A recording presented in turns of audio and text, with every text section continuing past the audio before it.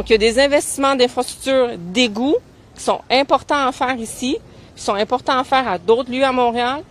Il y a 33 % de la population qui vit dans des cuvettes à risque d'être inondée. Et donc, on doit prioriser les investissements d'infrastructures d'égouts. Et je vous dirais, entre vous et puis moi, peut-être faire une petite pause sur les pistes cyclables puis investir dans les égouts plutôt que les pistes cyclables. Est-ce qu'on devrait délaisser les pistes cyclables pour investir dans les égouts? C'est la question que je vous posais. Vous pouvez nous y répondre pendant tout le segment 877-827-2346. Fred Bastien, est-ce qu'il y a déjà des réponses des auditeurs? On a déjà un auditeur de Alma qui est très investi par les égouts de Montréal.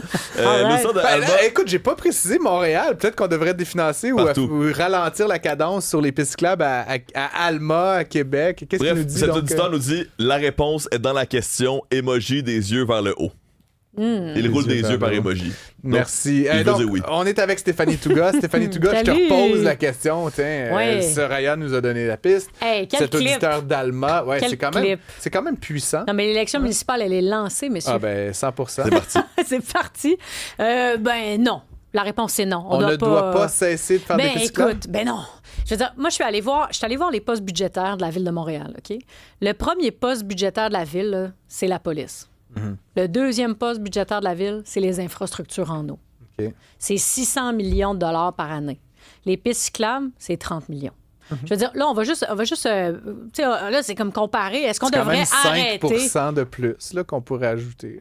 OK, mais c'est comme si... je veux dire, la Ville de Montréal, c'est un État dans un État. C'est une grande ville avec la moitié de la population du Québec quasiment qui habite dans la grande région métropolitaine. C'est 1 million de déplacements en métro par jour. Je veux dire, là, on va arrêter de comparer des pommes avec des oranges. Là. C'est comme si on disait, est-ce que du côté d'Ottawa, on devrait arrêter de financer l'armée parce que il y a des manques à gagner d'un bateau. Pour moi, là,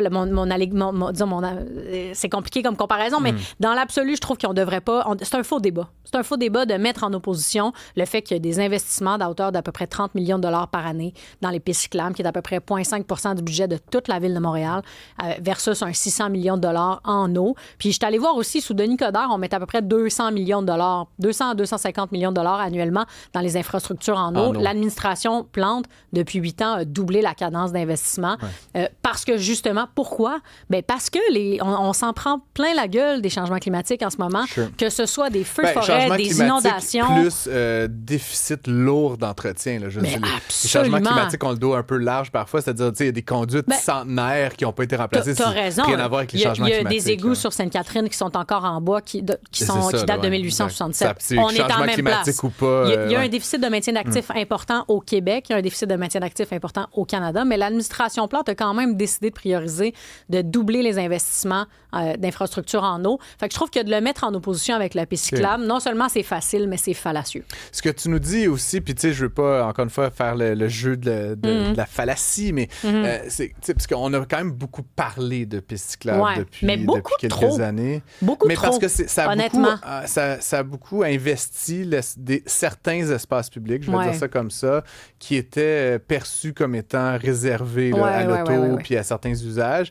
On a cherché à transformer des artères très profondément. Saint-Denis, par exemple. Saint-Denis. Pour ne nommer que celui-là. Qui va pas très bien là, comme artère commerciale non plus. Là, on faisait l'éloge des friperies. Là. Je disais à Maximile, les friperies, c'est une coche au-dessus des piqueries. Là. Je veux dire, c'est pas... Franchement. Non, mais je veux dire, c'est pas... On est loin de Louis Vuitton, là, de la guenille usagée. Je suis désolé. Là. Non, mais c'est pas... Tu dis, il y a des problèmes de changement climatique. Dans l'autre souffle, tu dis, acheter des vêtements seconde main, c'est pas mieux que ça. Ce que je veux dire, c'est que t'es un propriétaire d'immobilier, là, puis que je te dis, hey, j'ai une belle friperie à te proposer, là, t'es pas comme un prime locataire, là, tu comprends? C'est des petites business qui durent à peu près 18 mois, ils font un peu de guenille, puis ça finit, là, tu sais. Non, je comprends. Mon point, c'est qu'on a dénaturé un peu certains secteurs de la ville, puis je veux pas généraliser, mais mon point, c'est que ça a été très visible. Mais puis on a provoqué des changements importants dans les comportements des gens, parce que là, tout d'un coup, sur Saint-Denis, t'as pas deux voies, t'as juste une voie. Ça a un impact sur la vie des gens, c'est clair. Mais ça a je n'y vais plus, moi, par exemple. Mais moi, peut-être que tu y vas plus, j'y vais pas plus, mais j'y vais pas moins. Puis oui, il y a du trafic à Montréal, mais depuis la pandémie, les gens ont acheté plus de chars que jamais là. On a augmenté la quantité de voitures dans le Grand Montréal, ça n'a pas de bon sens comment on l'a augmenté alors qu'on est en télétravail. Ça, c'est un autre débat qu'on a eu, que tu as eu plus tôt cette semaine. Je t'ai écouté, c'était très intéressant. Merci. Mais dans l'absolu, tu sais, on continue d'acheter des voitures, on continue d'acheter plus de voitures, on achète encore des voitures à essence, puis on est fâché quand il y a des gens qui décident de plutôt prendre le vélo. Là, tu sais, je comprends que ça a été... Est-ce qu'on peut critiquer comment ça a été fait, la cadence? Oui. Mais de là à dire, ben là, il y a des gens qui ont de l'eau dans leur sous-sol, ça doit être de la faute des gens qui prennent les vélos. Je trouve que c'est à gros traits. C'est un gros trait. Puis moi, ça me fatigue. Au-delà de la clip, là, il y a l'épreuve des faits. Puis l'épreuve des faits, Soraya Martinez, elle ne passe pas l'épreuve des faits aujourd'hui. Mais je me demandais justement, tu sais, on en a bâti beaucoup là, des pistes cyclables dans les dernières années avec la dernière administration. C'est vrai. Ça a bousculé les gens, hein, vraiment, là, je le comprends. Mais je me demande justement, là, il me semble qu'on en a mis pas mal. Là. On va-tu garder le même poste budgétaire prochainement? T'sais, est-ce que ça coûte tant? On va-tu continuer la cadence? On a tellement eu un blitz d'en mettre plus. À voir, en fait, pour qui on va voter. Moi, on a Soraya Martinez qui, visiblement, va investir moins en piste cyclable et va tout mettre ça en eau, ce 30 millions-là. Bien hâte de voir. Mais on aura en face Luc Rabouin, qui est l'ancien, qui était un numéro 2 sous Valérie Plante, qui est candidat, un ancien du plateau qui était quand même un peu Véloland, là. Donc, à voir, ce sera quoi sa vision à lui en matière de transport collectif, transport actif. Moi, j'ai hâte de les entendre. Parce que pour l'instant, je suis pas nécessairement très... je suis pas vous, là, mais je me lève pas la nuit en pensant à la course à la mairie de Montréal. Je trouve que ça manque un peu, on le voit à l'écran pour les gens qui nous regardent, mais ça manque un peu de oomph, là. J'ai hâte de les entendre, les deux. J'ai hâte qu'on commence à débattre, mais qu'on débatte un peu, tu sais, avec honnêteté. Parce que pour vrai, la clip de Soraya, d'un point de vue de la communication, c'était excellent. Mais au niveau de la réalité, là, c'est pas vrai là, que 30 millions auraient fait la différence puis que le tiers de la ville n'aurait pas été inondé. Il y a 110 mm d'eau qui sont tombés en 2 heures. C'est l'équivalent d'un mois pendant l'été, normalement. Fait que c'est une catastrophe. Je te poserais peut-être une autre question à ce moment-là, parce que tu dis le budget de l'eau a augmenté sous Valérie Plante, mais en fait, le budget a augmenté sous Valérie Plante, et puis comme de manière, j'ai envie de dire incontrôlée, là, c'est mon petit jugement éditorial, mais le budget de la ville est comme... immense. Le nombre de fonctionnaires, c'est un peu partout, là, tu me diras.